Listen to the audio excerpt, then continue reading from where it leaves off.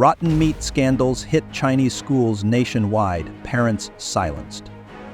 Between October 2024 and June 2025, 3 school food safety scandals erupted across China, exposing children to decayed meat and vermin-ridden meals. In June, over 20 schools in Fushun County, Sichuan, served diseased pork to students while staff received clean food.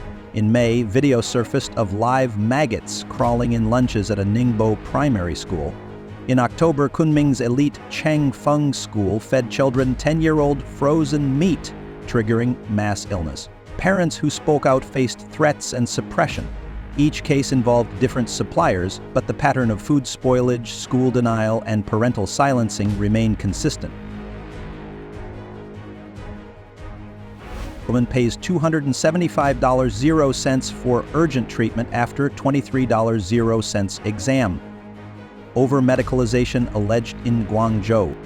On June 21, a Chinese blogger known as Panda Detective posted video evidence alleging overtreatment at Guangzhou Good Luck Infertility Hospital. A woman, initially charged $23.00 for a routine exam, was told she had columnar epithelial migration and urgently needed treatment, costing her an additional $275.00. The doctor warned it could become cervical cancer if untreated. Surveillance footage shows her undergoing a same-day procedure. The woman later said 2 top-tier hospitals found no issues. She was also repeatedly advised to undergo angiography. Guizhou flood destroys kindergarten, public questions response.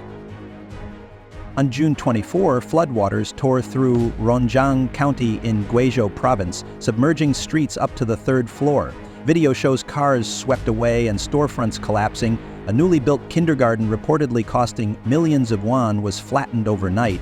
Officials confirmed 6 deaths, but online citizens raised concerns over the low casualty figure and absence of early warnings.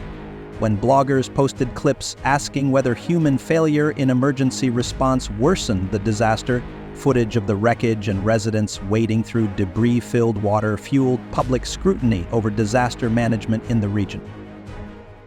Mount Wutai monk rejects offering, public outrage follows. On June 26, video from Mount Wutai in Shanxi province showed a monk in yellow robes angrily rejecting a pilgrim's rice offering, asking, "You want to make a wish with just a bag of rice?" He swept the gift aside in front of stunned visitors. The footage quickly went viral.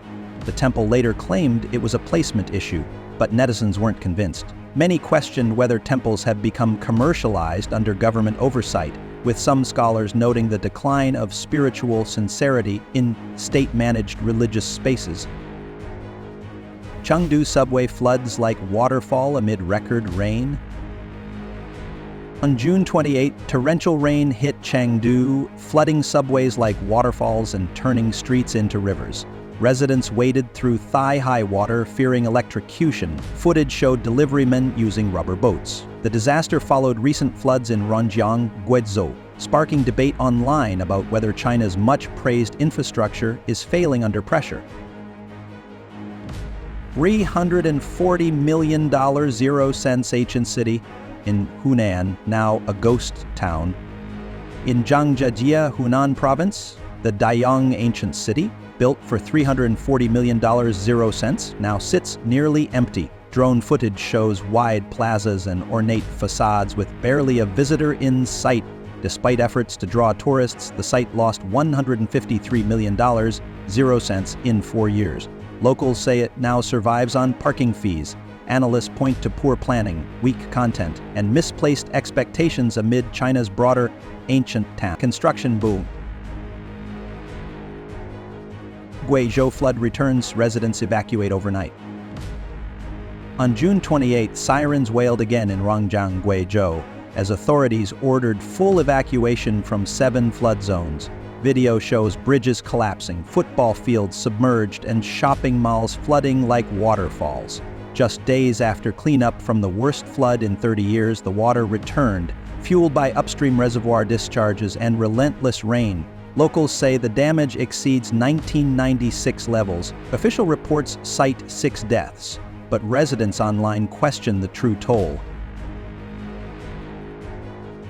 Harbin Hospital adds airport-style security, public questions, motive.